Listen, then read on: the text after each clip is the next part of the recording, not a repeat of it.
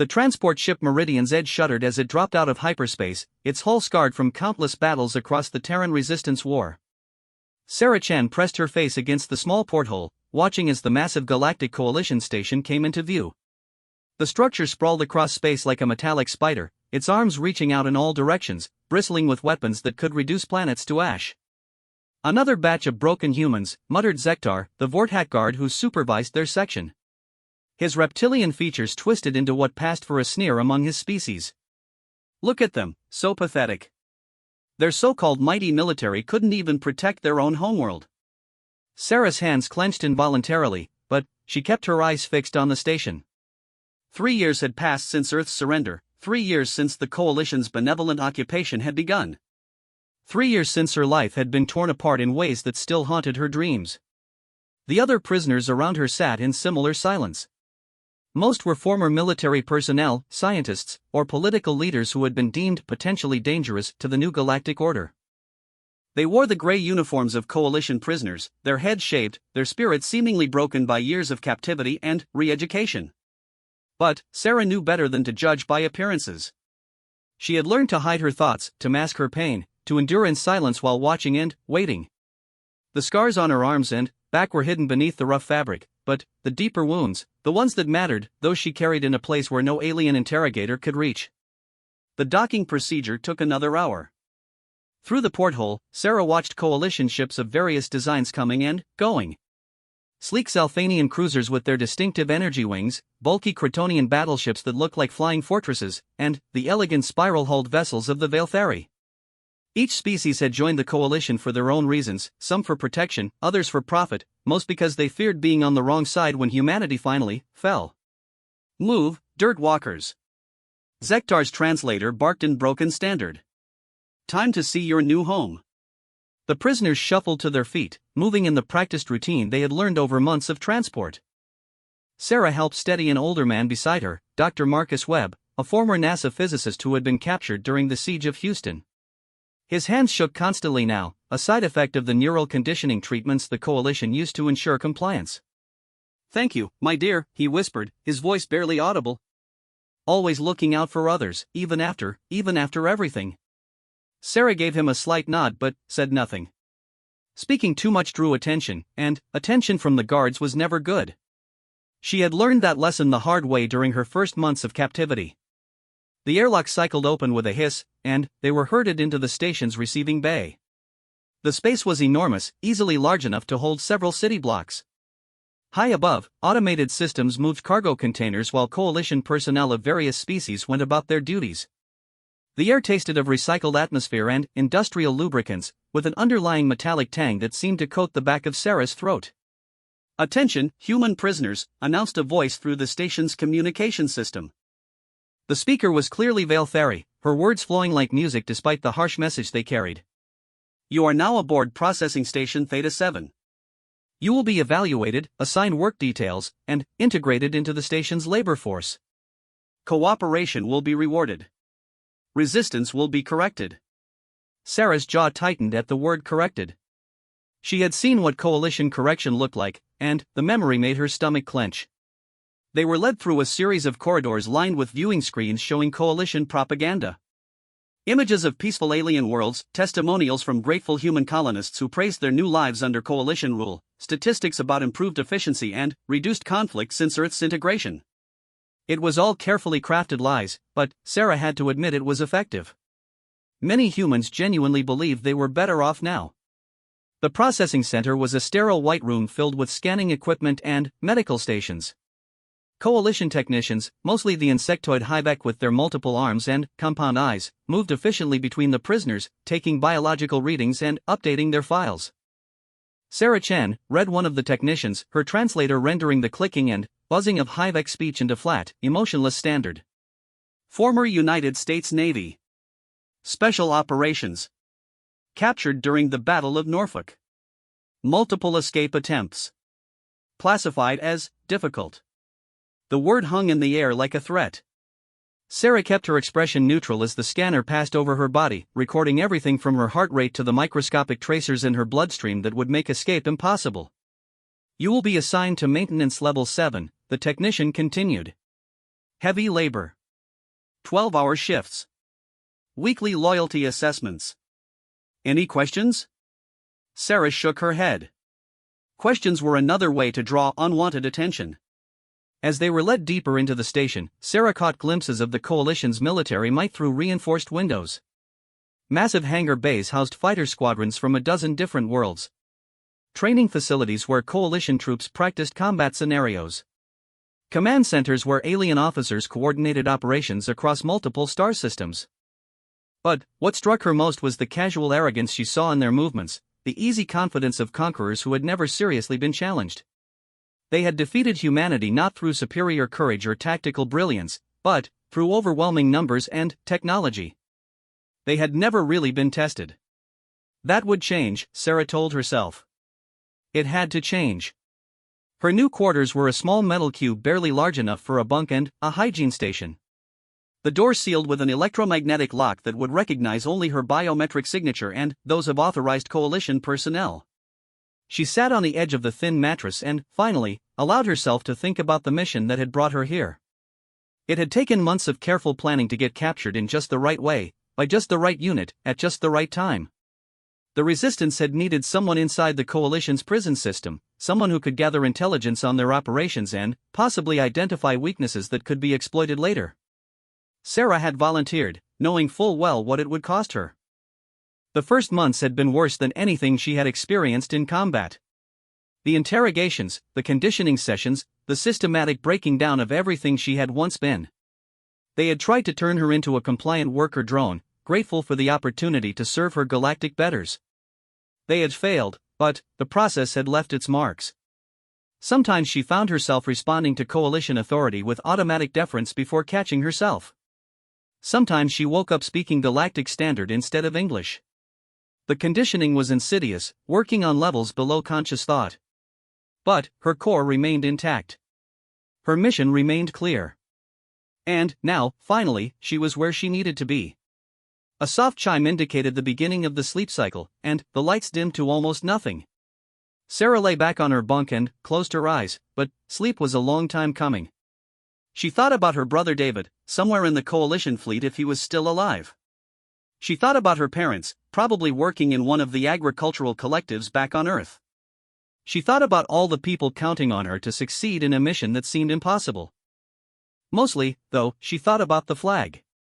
The American flag that had flown over her childhood home, over her naval base, over the funeral of her grandfather who had served in Afghanistan.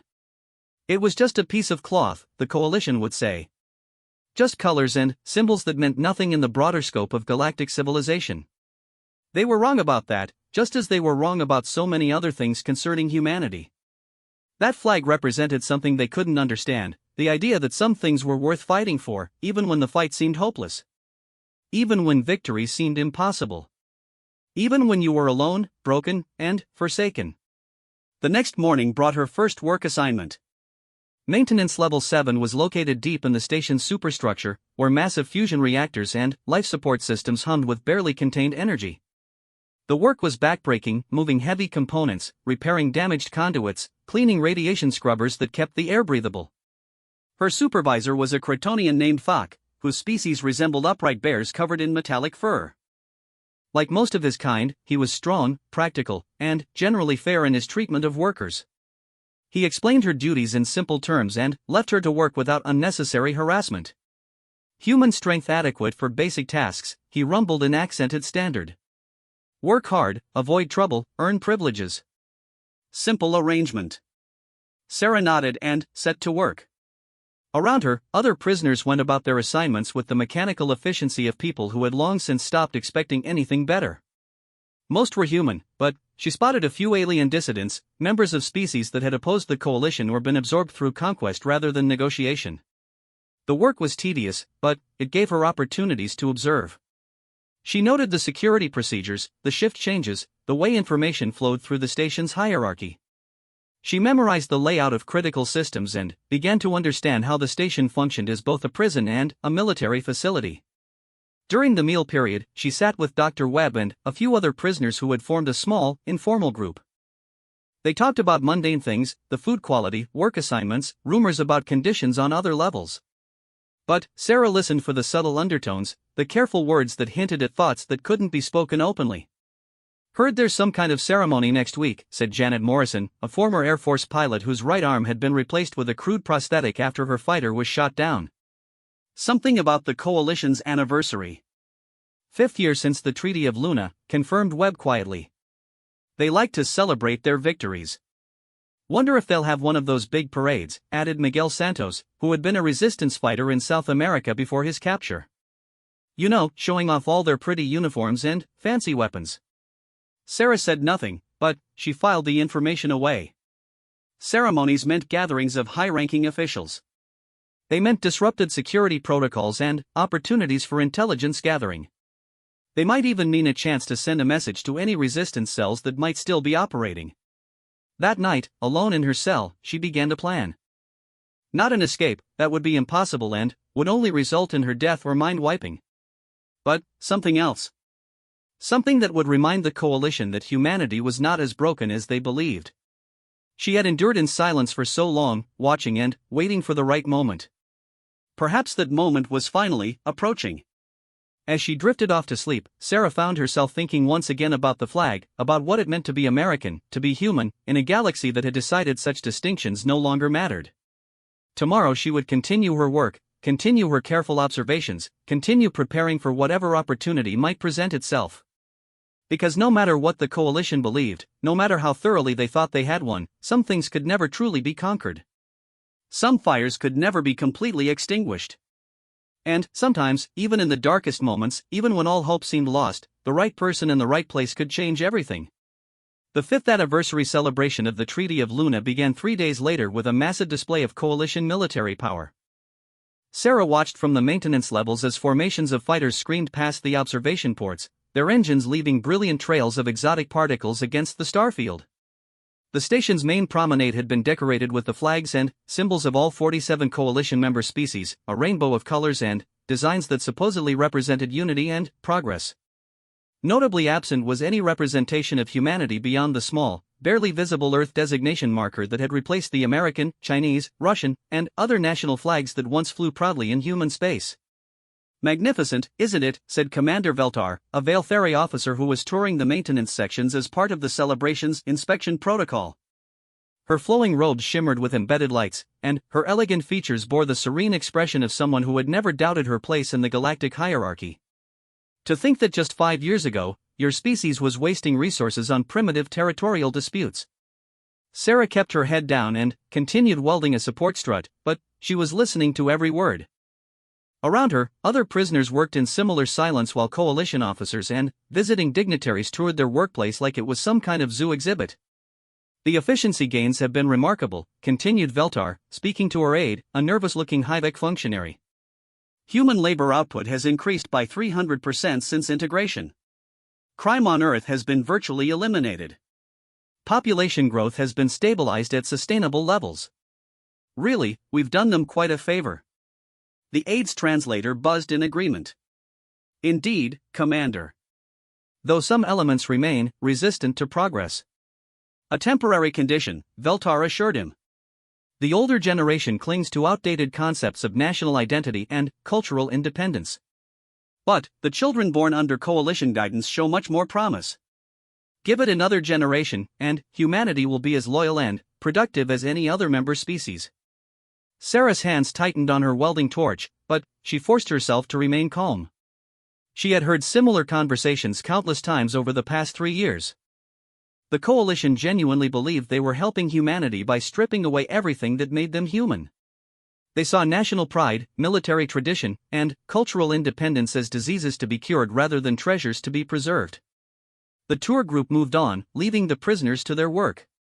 During the brief break period, Sarah found herself standing near one of the large viewing ports that offered a panoramic view of the station's central hub. The celebration was in full swing now, with beings from across the galaxy gathering to commemorate their victory over the last major independent power in this sector of the Milky Way. She could see the great ceremonial hall where the main events would take place.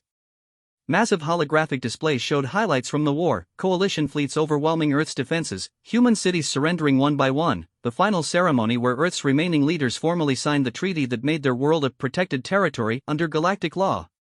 "Hard to watch, isn't it?" said a quiet voice behind her. Sarah turned to see a man she hadn't noticed before. He was tall and lean, with graying hair and the kind of weathered face that spoke of years spent in harsh environments. Unlike the other prisoners, he moved with a subtle confidence that suggested his spirit hadn't been completely broken by captivity. "I'm sorry?" Sarah said carefully. "The celebration. Watching them party while our world burns." He gestured toward the viewing port. "Name's Jack Harrison. Former Navy SEAL, Team 6. Been here about 8 months now." Sarah felt her pulse quicken. SEALs were legendary among the special operations community, and if this man was who he claimed to be, he might be exactly what she needed. But she had to be careful. The coalition wasn't above using infiltrators and provocateurs to identify potential troublemakers. "Sarah Chen," she replied. "Also Navy. What happened to your team?" "Same thing that happened to everyone's team, eventually. We got overwhelmed." Jack's expression was grim but steady. "But the war's not over, even if they want us to think it is." Before Sarah could respond, the shift supervisor's voice echoed through the work area. "All prisoners return to stations. Inspection complete. Resume normal operations." Jack melted back into the crowd of workers, but not before giving Sarah a meaningful look. She spent the rest of her shift thinking about their brief conversation and what it might mean. If there were other military personnel on the station who hadn't given up the fight, it changed everything.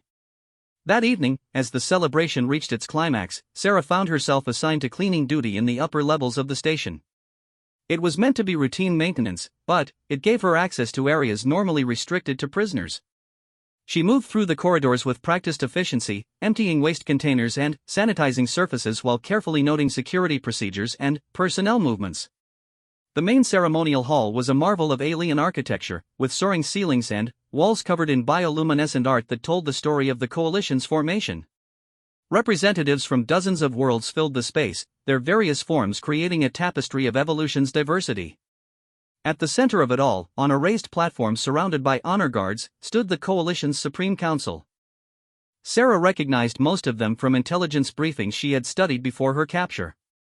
Chancellor Mordak of the Cretonian hegemony, his massive frame draped in ceremonial armor. High Priestess Shanwei of the Veiltheri Collective, her ancient features serene despite the weight of governing a trillion souls. Commander Prime Zeknash of the Zelthanian Republic, whose species had been among the first to join the coalition after witnessing Earth's defeat. And, at the center, wearing the simple blue robes of his office, stood Director General Zentar of the Galactic Coalition Council. He was Altarian, one of the oldest spacefaring races, and his people had been instrumental in forming the alliance that eventually conquered Earth. As Sarah watched, he stepped forward to address the assembled crowd. "Fellow citizens of the galaxy," he began, his words transmitted through universal translators in dozens of languages, "we gather today to celebrate not just a military victory, but the final step in bringing peace and order to our corner of the universe." The crowd erupted in cheers and various species-specific approval sounds. Sarah continued her cleaning duties, but every word was being recorded in her memory. "The humans fought bravely," Zentar continued, "as we expected they would. Their military was formidable, their technology impressive for such a young species. But, in the end, they learned what so many others have learned before them, that unity brings strength, and isolation brings only suffering." More cheers. Sarah noticed several coalition officers nodding approvingly, clearly pleased with this interpretation of recent events. Today, former enemies work alongside coalition citizens as equals. Former soldiers contribute their skills to peaceful endeavors. Former leaders help guide their people toward a brighter future. This is the true victory we celebrate, not the defeat of an enemy, but the transformation of a potential threat into a valued ally. The Director General paused, looking out over the assembled crowd with an expression of benevolent satisfaction. "And, yet, we must remain vigilant. There are still those who cling to the old ways, who believe that division is preferable to unity, who would rather see their people suffer in primitive nationalism than prosper under galactic civilization." Sarah's cleaning brought her closer to the platform, close enough to see the slight hardening of Zentar's features as he continued. "To those misguided individuals, I say this: your time is over. The age of small-minded patriotism and tribal loyalty has passed. We offer you a place in the galactic community, but we will not allow you to drag your species backward into darkness. Resistance is not just futile, it is cruel to those you claim to represent. The speech continued for another 20 minutes, covering topics ranging from economic integration to cultural preservation programs. But Sarah had heard enough. The coalition's message was clear: humanity had been conquered not just militarily, but culturally and spiritually as well. They were being systematically transformed into something else, something that would fit neatly into the galactic order. As she worked her way around the edge of the Great Hall, Sarah caught sight of something that made her blood run cold. In a place of honor near the speaker's platform, displayed in a protective case like some kind of museum exhibit, was an American flag. But this wasn't just any flag. This was the flag that had flown over the White House during the Siege of Washington, the last symbol of American government to survive the final battle. Sarah recognized it from news footage she had seen during her training, the same flag that President Martinez had refused to lower even as coalition forces surrounded the Capitol. And now it was here, reduced to a curiosity, a reminder of a defeated people's quaint attachment to meaningless symbols. Worse still, she could see coalition officers pointing at it and laughing, making jokes she couldn't quite hear but could easily imagine. "Pathetic, isn't it?" said a voice behind her. Sarah turned to see a group of coalition military officers who had apparently noticed her staring at the display. The speaker was a Zelthanian captain, his crystalline exoskeleton decorated with campaign ribbons from various conflicts. All that passion and sacrifice for a piece of colored fabric. It's almost touching in its primitiveness. His companions, a mix of species and ranks, chuckled in agreement. "I heard they actually used to pledge allegiance to it in schools," said a Veil Fairy lieutenant. "Can you imagine? Teaching children to worship a flag instead of learning useful skills?" The human attachment to symbols over substance was one of their greatest weaknesses, added a Cretonian major. All that emotional energy wasted on abstractions while their military fell apart around them. Sarah forced herself to keep working, but inside she was fighting a rage that threatened to overwhelm her carefully maintained cover. These beings had no understanding of what that flag represented, no comprehension of the blood and sacrifice that had gone into creating and defending what it stood for. To them, it was just another conquered trophy, no different from the ceremonial weapons and royal regalia displayed in cases throughout the hall. "Still," continued the Zelthanian captain, "it makes an excellent object lesson. We use it in our integration programs to show human children how their ancestors wasted energy on meaningless nationalism instead of working for the common good." "Very effective, I'm told," agreed the Veil Fairy lieutenant. "Nothing breaks down resistance to progress like demonstrating the futility of the old ways." The group moved on, still chuckling about human foolishness and the superiority of coalition values. Sarah remained at her cleaning station, but her mind was racing. She had found her target, her opportunity to send a message that would resonate across human space. But she would need help, and that meant trusting people she barely knew with information that could get them all killed. The celebration continued long into the station's night cycle. Sarah completed her cleaning duties and returned to her quarters, but sleep was impossible. She lay on her narrow bunk, staring at the metal ceiling while plans and possibilities churned through her mind. The flag was heavily protected, surrounded by security systems that would be impossible to circumvent alone. But if Jack Harrison was really who he claimed to be, if there were other military personnel on the station who still remembered their oaths, then perhaps there was a way. It wouldn't be an escape attempt, that would be suicidal and ultimately pointless. But a message, a demonstration that the human spirit hadn't been broken despite everything the coalition had done, that might be worth the risk. As the hours passed, Sarah found herself thinking about her grandfather again. He had fought in Afghanistan, back when America was still a sovereign nation capable of defending its values on foreign soil. He had told her stories about the flag ceremonies, about the pride that came from serving something larger than yourself, about the responsibility that came with wearing the uniform.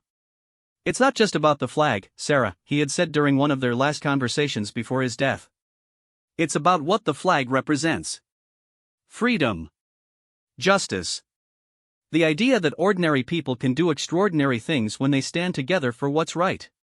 The coalition had taken the flag, displayed it like a trophy, and turned it into a prop for their propaganda. But they couldn't take what it meant, not unless humanity let them. And Sarah had no intention of letting that happen.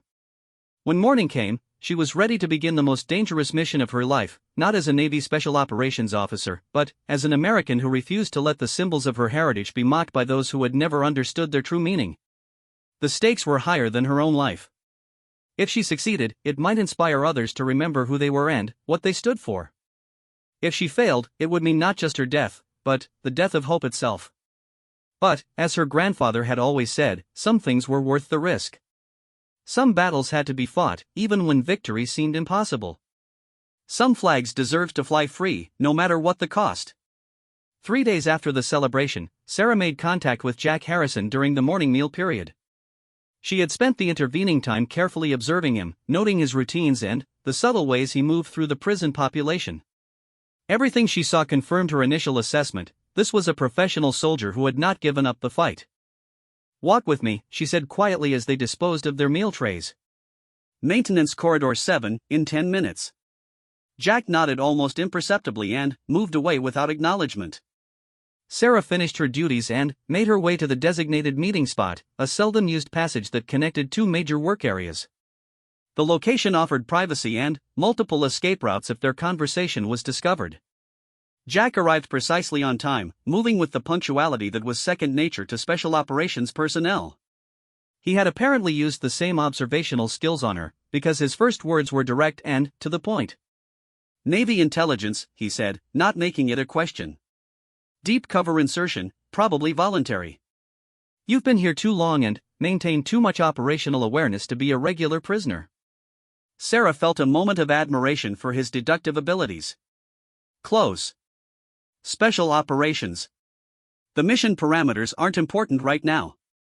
What matters is that I need to know if there are others like you on this station. Others like me how? Former military? People who remember their oaths? Or people stupid enough to think they can make a difference from inside a coalition prison? All of the above. Jack was quiet for a long moment, studying her face with the intensity of someone who had learned to read people under life or death circumstances. Finally, he seemed to reach some internal decision. "There are 6 of us," he said. "All former spec ops from different branches. We've been careful, but we've found each other gradually. Marines, Rangers, Air Force pararescue, and one Delta Force operator who's been here the longest. Are they reliable? With their lives. The question is, are you? Because if you're thinking what I think you're thinking, we're all going to die. And if you're coalition intelligence trying to flush out resistance cells, we're all going to die anyway." Sarah understood his caution. Trust was the scarcest commodity in any prison, and, in a coalition facility, a single mistake could mean not just death but complete memory erasure, a fate that most prisoners considered worse than execution. "The flag," she said simply. "They have it on display like a trophy. I'm going to take it back." Jack's expression didn't change, but something shifted in his eyes. "That's not a rescue mission. That's not even sabotage with a strategic purpose. That's a symbolic gesture that will get everyone involved killed or worse. Sometimes symbols matter more than strategy. And sometimes they don't. What's the point of dying for a piece of cloth that no one will even know we tried to save?" Sarah had been preparing for this question, knowing that any professional soldier would demand a practical justification for what amounted to a suicide mission. Her answer came from a place deeper than tactical training or strategic planning. "Because they're wrong," she said. "The coalition thinks they've beaten us completely. They think we've accepted their version of reality, or human culture and identity are just outdated concepts that need to be eliminated for the greater good. As long as they believe that, they'll keep pushing, keep taking, keep erasing everything that makes us who we are." She paused, watching Jack's face for signs of understanding or rejection.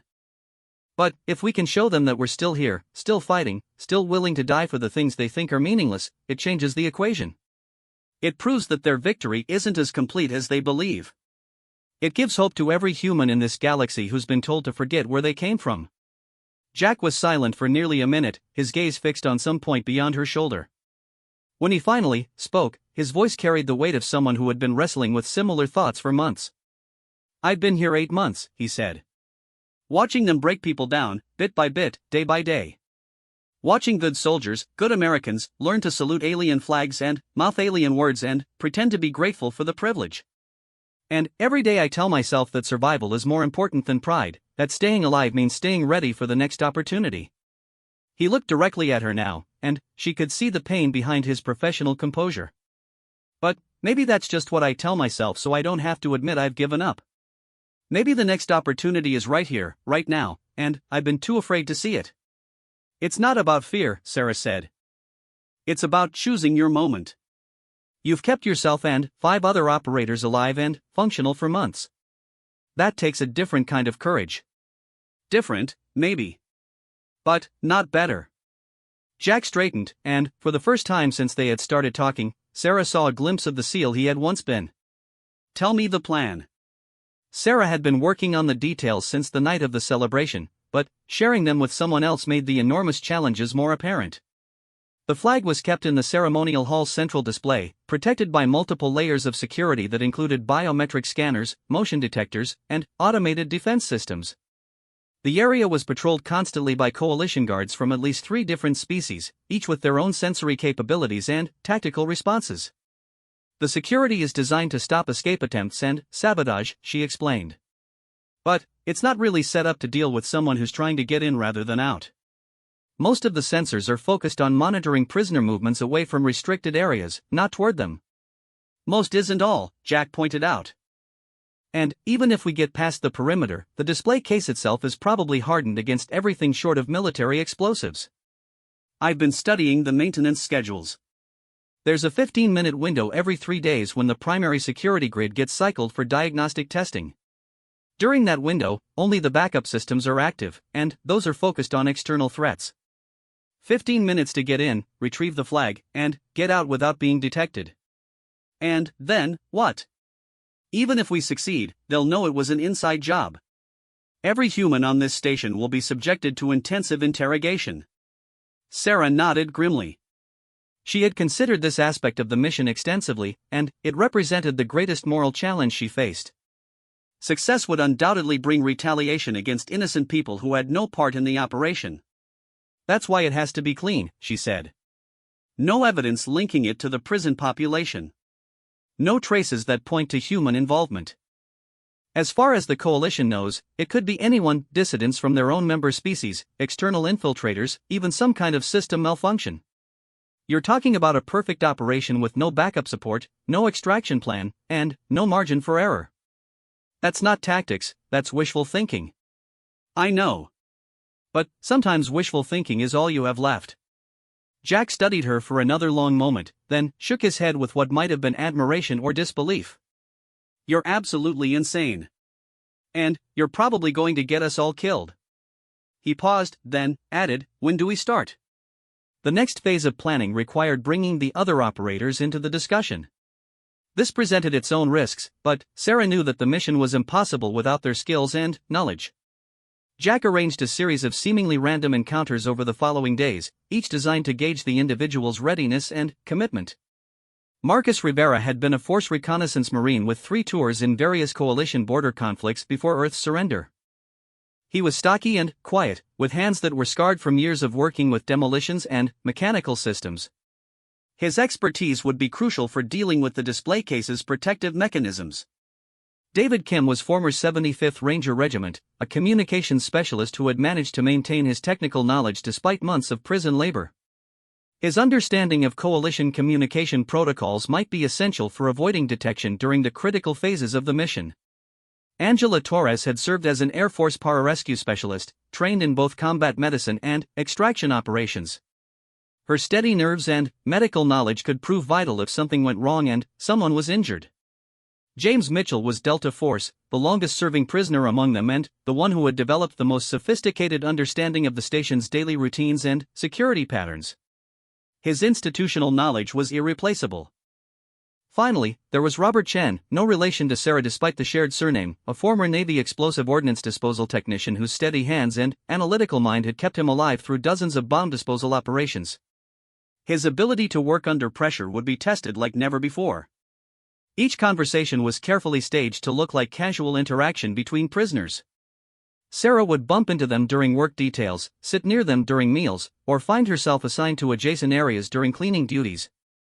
Gradually, subtly, she began to gauge their readiness for what she was planning.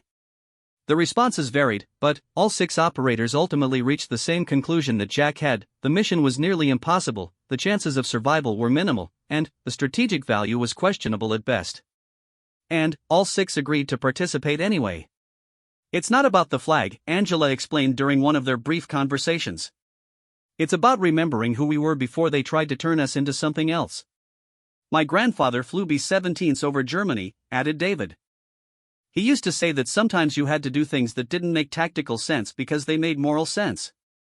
The planning took 2 weeks, with each operator contributing specialized knowledge to refine the approach. Marcus identified weak points in the display case's construction that might be exploitable with improvised tools. David mapped the communication frequencies used by security patrols and identified potential dead zones where their movements might go unnoticed. Angela studied the medical facilities and worked out contingency plans for treating injuries without accessing official coalition healthcare. James provided detailed intelligence on guard rotations and security protocols, while Robert analyzed the explosive and incendiary systems that protected the ceremonial hall. Sarah coordinated everything, refining their timeline and identifying potential failure points that could compromise the mission.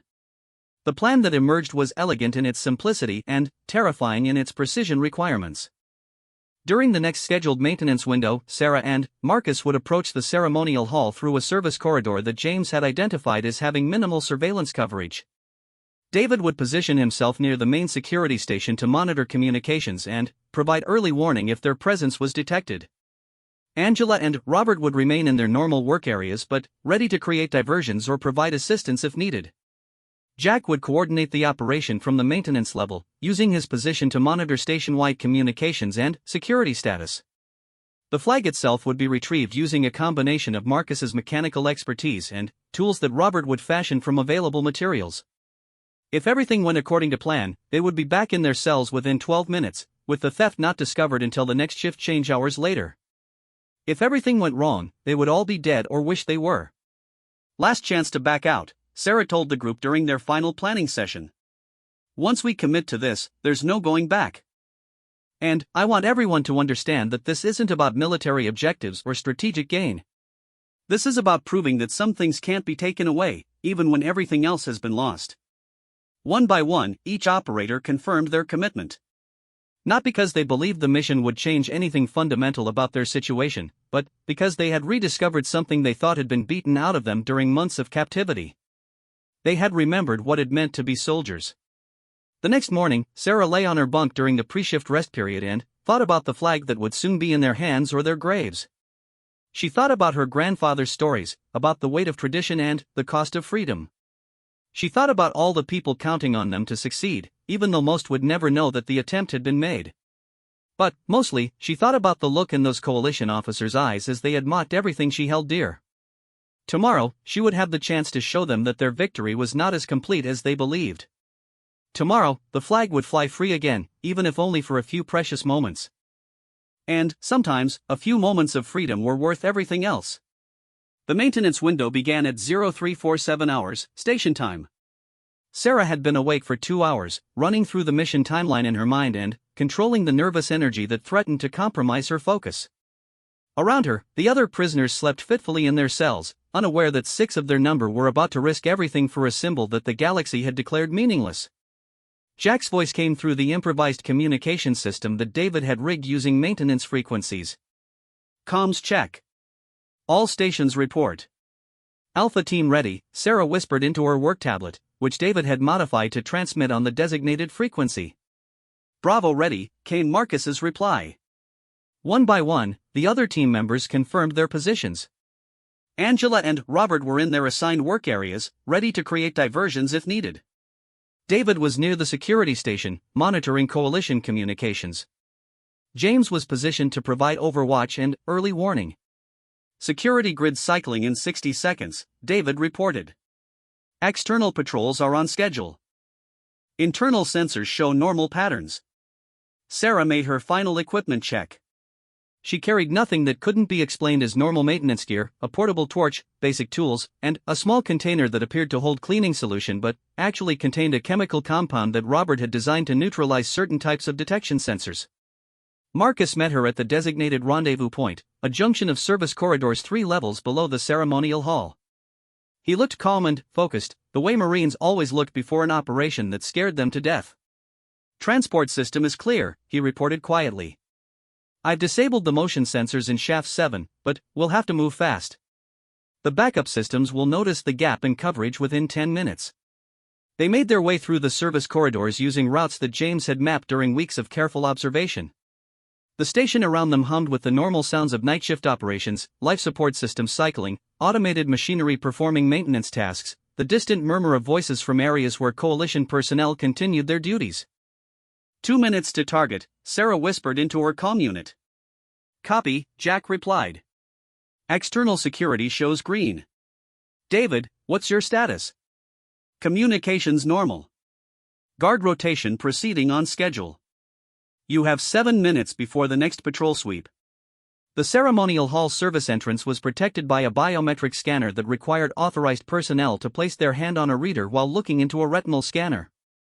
Marcus had studied the system extensively and identified a weakness that most security designers overlooked. The scanner was designed to identify authorized users, but it also had to function when maintenance personnel needed access during emergencies. Working quickly, Marcus opened an access panel beside the scanner and attached a device that Robert had built from salvaged components. The device emulated the emergency override signal that would be generated by the station's main computer during a crisis situation. 5 seconds, Marcus murmured, his hands steady despite the pressure. The scanner beeped once and the door slid open. Sarah felt a moment of relief followed immediately by increased tension. They were now inside the most secure area of the station with no legitimate reason for being there. The ceremonial hall was vast and dimly lit, its soaring ceiling disappearing into shadows above them. Emergency lighting provided just enough illumination to navigate, but also created pools of darkness where threats might lurk unseen. Sarah could see the central display area where the flag was kept, a raised platform surrounded by protective barriers. Movement to your north, David's voice crackled through their columns. Single patrol, Hivec guard, proceeding according to normal pattern.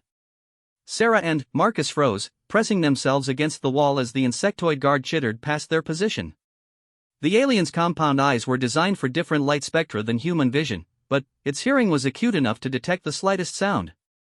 After what felt like an eternity but was probably 30 seconds, the guard moved on. Sarah gestured to Marcus and they continued toward the display. The flag was exactly where Sarah had seen it during the celebration, mounted in a climate-controlled case that was designed to preserve it for posterity. Looking at it now, seeing the red, white, and blue fabric that had flown over the last free American stronghold, Sarah felt a surge of emotion that threatened to overwhelm her tactical focus. This was what her grandfather had fought for. This was what thousands of Americans had died defending. This was the symbol that the coalition had reduced to a museum piece, a reminder of humanity's primitive attachment to meaningless nationalism. Case analysis, Marcus whispered, running his hands over the protective housing. Triple hardened transparent aluminum, electromagnetic locks, internal pressure sensors. This thing is built like a fortress. How long to crack it? With proper tools? 20 minutes. With what we've got? Maybe never. Sarah felt despair beginning to creep into her thoughts, but then Marcus smiled grimly and pulled out a device that looked like a modified cutting torch. Fortunately, I didn't bring proper tools. I brought better ones. The device was one of Robert's masterpieces, a plasma cutter that had been disguised as standard maintenance equipment but could slice through nearly any known material. Marcus positioned it carefully at the case's corner joint, where the sealing mechanisms were most vulnerable. This is going to make light and noise, he warned. How much time do we have? 4 minutes until patrol return, David reported. External security still shows normal. No alerts on any coalition frequency. Do it, Sarah said. The plasma cutter ignited with a brilliant blue flame that made both operators squint despite their protective eyewear. Marcus worked with the precision of a surgeon, following the case's structural weak points while trying to minimize the damage to its contents. The smell of superheated metal filled the air, along with the distinctive ozone scent of plasma discharge. Almost there, Marcus muttered, sweat beading on his forehead despite the hall's cool temperature. The case's corner joint gave way with a soft crack, allowing Marcus to fold back a section of the protective housing.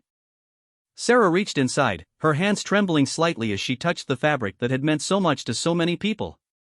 The flag was heavier than she had expected, its material thick and substantial despite the damage it had sustained during the siege of Washington. She could see scorch marks from energy weapons, tears that had been carefully repaired, and stains that might have been blood or tears or both. Got it, she whispered into her calm. Outstanding, Jack replied. Now get out of there. You have 2 minutes before his transmission cut off abruptly, replaced by an alarm signal that made Sarah's blood run cold. All teams, we have a problem. David's voice was tight with controlled panic. Coalition security is mobilizing. Unknown threat detected. They're sealing the station. Sarah's mind raced through the possibilities. Had they triggered some kind of backup sensor? Had their communications been intercepted? Or was this simply bad timing, a coincidence that would doom them all? Marcus, can you reseal the case? Not completely. They'll know it was tampered with. Then, we stick to the plan. Get to extraction point Alpha and wait for the all clear. But, even as she said it, Sarah knew the plan was falling apart. The station's security systems were designed to contain threats, not to allow them to escape.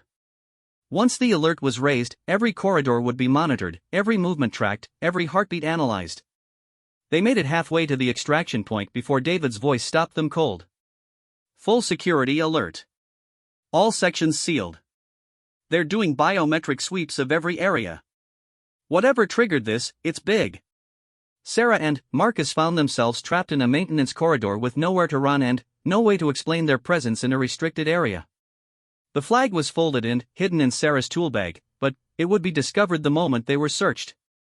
What's our status? Jack's voice came through the calm, steady despite the chaos around them. Trapped in corridor C7, Sarah replied. No viable extraction routes. Mission compromised. There was a long pause before Jack responded. Negative. Mission is not compromised. You have the package? Affirmative. Then, the mission succeeds regardless of what happens to us.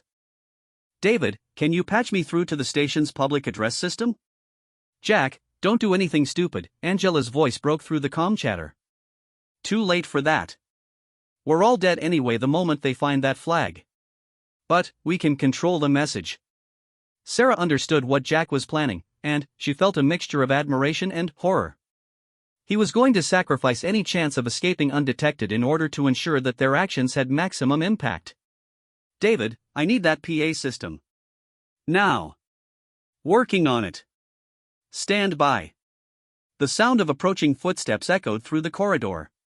Coalition guards were conducting systematic sweeps of every area, and it would only be minutes before Sarah and Marcus were discovered. The flag felt impossibly heavy in her hands, the weight of history and sacrifice concentrated into a few yards of fabric. PA system is yours, David reported. You have maybe 30 seconds before they trace the signal. Jack's voice filled the station, broadcast to every speaker in every section where humans might be listening. Attention, Coalition forces. This is Master Chief Petty Officer Jack Harrison, United States Navy SEALs. To my fellow Americans who can hear this, I want you to know that the flag still flies. The flag that your grandfathers fought for, that your brothers and sisters died defending, that flag is free again, even if only for a moment. Sarah could hear guards running toward their position, their alien voices raised in confusion and alarm. But Jack's words continued to echo through the corridors. To the Coalition Council, I want you to understand something you've never understood. You can conquer our worlds, break our governments, and chain our bodies. But you cannot conquer the human spirit. You cannot break what we truly are. And you cannot chain our dreams of freedom. The guards were close now, close enough that Sarah could hear the distinctive buzzclick of high-tech communication and the heavy footsteps of Kryptonian troops. She looked at Marcus, who nodded grimly and raised his hands in surrender. The flag of the United States of America flies free again, Jack's voice continued.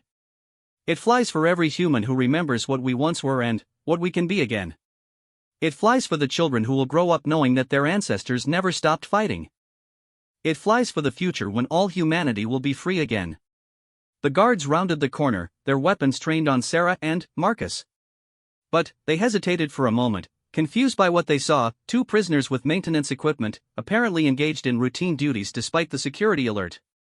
And, to Sarah Chen, Marcus Rivera, and all the others who made this possible, thank you for reminding me what it means to be an American. What it means to serve something greater than yourself. What it means to keep faith with those who came before and those who will come after. The transmission ended as Coalition security forces cut the signal. But the damage was done. Throughout the station, in every section where human prisoners lived and worked, Jack's words had been heard. The flag was free, the spirit of resistance lived on, and the Coalition's total victory was revealed to be incomplete. Sarah dropped the tool bag containing the flag as the guards surrounded them.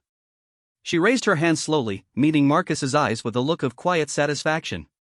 They had succeeded in ways that went far beyond their original mission parameters. The interrogations that followed were thorough and brutal. Sarah was subjected to neural scanning, chemical enhancement, and psychological pressure that was designed to extract every detail of the operation. But she had been trained to resist such techniques, and, more importantly, she had something to sustain her that the Coalition couldn't understand. She had the memory of Jack's voice echoing through the station's corridors. She had the knowledge that hundreds of humans had heard his message and been reminded of who they truly were. She had the satisfaction of knowing that the flag had flown free again, even if only for a few precious moments. The Coalition found the other team members eventually. David was discovered at the security station, his equipment still warm from the communication hack. Angela and Robert were identified through biometric analysis of trace evidence. James tried to run but was caught in the station's lower levels. All 6 operators were sentenced to memory erasure and reconstruction, the Coalition's ultimate punishment for those who refused to accept the new galactic order. They would be turned into perfect citizens, grateful for the opportunity to serve their alien masters, their rebellious thoughts replaced with approved patterns of thinking. But, on the day before the procedure was scheduled to begin, something unexpected happened. Human prisoners throughout the station began to sing. It started during the morning meal period, with someone humming the Star-Spangled Banner softly enough that the guards almost missed it. Then, others joined in, their voices growing stronger despite the threat of punishment. By the end of the day, the entire human population was singing patriotic songs, reciting the Pledge of Allegiance, and sharing stories about the flag and what it meant to them. The Coalition tried to stop it through increased surveillance and punishment details. They restricted privileges, extended work shifts, and threatened severe consequences for anyone caught engaging in nationalistic activities. But the singing continued. And spreading. Reports began to filter in from other Coalition facilities throughout the galaxy. Human prisoners who had heard about the flag incident through informal communication networks were beginning their own acts of defiance. Work slowdowns, singing protests, and displays of forbidden symbols appeared in facilities that had been model examples of successful integration just days before. Sarah never learned the full scope of what their mission had accomplished. The memory erasure procedure was carried out on schedule, and she woke up 3 days later with no recollection of her former life or identity. She became Worker Designation 7749B, a model prisoner who was grateful for the opportunity to serve the galactic community. But, sometimes, in quiet moments when the guards weren't watching, she found herself humming a song she couldn't remember learning. Sometimes she looked at the stars and felt a longing she couldn't explain for something she had never known. And, sometimes, in her dreams, she saw a flag flying free against an endless sky, its colors bright with promise and defiance. The Coalition declared the flag incident to be an isolated act of terrorism carried out by a small group of unstable individuals. They increased security at all human detention facilities and implemented new programs designed to accelerate the integration process. They assured member species that human resistance was a temporary phenomenon that would fade as the new generation grew up without exposure to primitive nationalistic concepts.